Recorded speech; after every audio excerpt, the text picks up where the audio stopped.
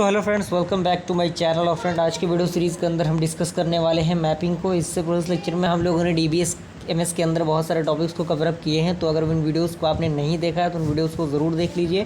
Playlist का link आपको description box में मिल जाएगा, आप वहाँ से उसे चेकआउट कर सकते हैं। तो मैपिंग बेसिकली होता क्या है, तो इसमें सबसे पहला पॉइंट कह रहा है कि mapping is used to transfer the request and response between the various database level of the architecture.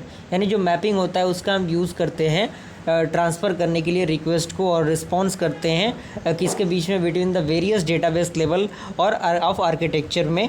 हम उसमें डिफरेंट टाइप ऑफ रिक्वेस्ट को रिस्पॉन्स करते हैं, देखते हैं क्या उसका प्रोसेस होता है। उसके बाद आपका आता है टाइप। इसमें हम कह सकते हैं पहला आपका एक्सटर्नल, जिसे हम लोग कंसेप्चुअल मैपिंग कहते हैं। तो ये क्या होता है, तो इसमें पहला पॉइंट कह रहा है कि it is necessary to transfer the request from the external level to the conceptual level. यानी ये ज़रूरी है ट्रांसफॉर्म करने के लिए रिक्वेस्ट को एक्सटर्नल लेवल से कंसेप्चुअल लेवल तक। ओके, देन सेकेंड पॉइंट कह रहा है कि external schema is related to the conceptual schema. यानी जो एक्सटर्नल स्कीमा होता है वो रिलेटेड होता है कंसेप्चुअल स्कीमा के by the external conceptual mapping.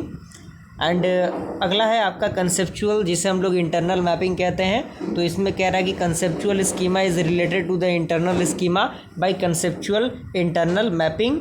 And उसके बाद अगला पॉइंट कह रहा है कि this mapping specify the method of driving the conceptual record from the physical database. यानी फिजिकल डेटाबेस के द्वारा जो कंसेप्चुअल रिकॉर्ड होता है उसको डिफाइन करने में ये मदद करता है।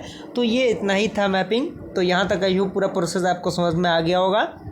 अगर वीडियो पसंद है तो लाइक ज़रूर कीजिएगा फ्रेंड्स। जल्दी मिलता है ऐसे इंटरेस्टिंग वीडियो के साथ, तब तक के लिए थैंक यू।